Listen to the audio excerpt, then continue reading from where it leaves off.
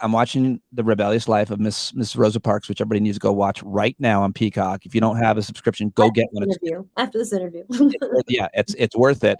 And I go, wait, I had to look it up. So I was like, how long did that boycott? I knew nothing. And it was sparked as a result of Rosa Parks' stance on that bus. There was another little girl who took a similar stance, but they didn't want to make a case out of her because she was young. What it does, though, is illustrate in many ways also this documentary, the divide within the civil rights movement. And I'd love to ask you about that, but maybe more specifically, the divide between kind of men and women. Rosa Parks was in many ways the catalyst for the Montgomery bus movement, but this was also the thing that put Dr. King, I don't want to say it's the thing that put him on the map, but it certainly helped a great deal, it would seem. He was not well known before the Montgomery bus boycott, and he was able to really leverage that. I mean, and that really gave him a very big name. I think there's no question that in a way, the people who write the history get to place themselves in the center of it.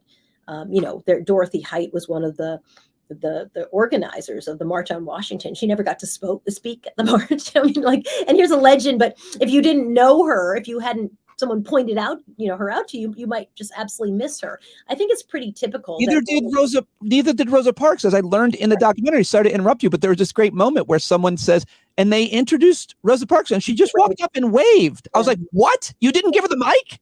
Yeah, exactly. And that happened a lot. I mean, I think Black women were written out of the civil rights movement or seen as helpmeets or kind of the fringe of it, right? The helpers, and when that was actually not at all the case. And so, yeah, I think, again, it's why, to me, writing the stories in history is really, really important. It's essential.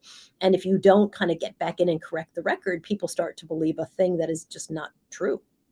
I have a note from watching the doc. So much patriarchy built into the movement. Women do the organizing, raise the money, and then and so many other responsibilities. And I see that today, even and at the time, right? Not even just the movement, like in America in that time, in the 1950s, and in America today, I guarantee you, if you were to tell a story, pick anything that happened in history, the people who get the mic to tell the story will often center themselves in the story. And very rarely do they say, well, actually, let me move this off of me and tell you the story of the people who made it happen. It's very, unfortunately, it's very, very typical, and it's very frustrating. But I think it's part of the important reframing of a narrative. I think it's essential. And some has been written about that. I mean, a lot of people knew that women had been written out of the civil rights movement. So there have been many works around reinserting them back into the civil rights movement. But, Rosa Parks was never